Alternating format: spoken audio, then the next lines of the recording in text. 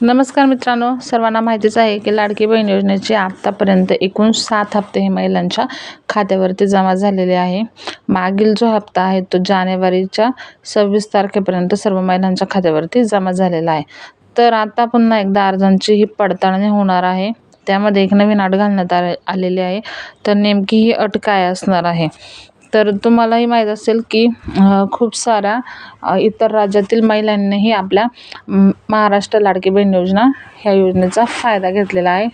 म्हणूनच त्याच्या काही व्हेरिफिकेशनसाठी आता पुन्हा एकदा अर्जांची पडताळणी होणार आहे आणि त्यामध्ये नवीन एक निकष घालण्यात आलेला आहे।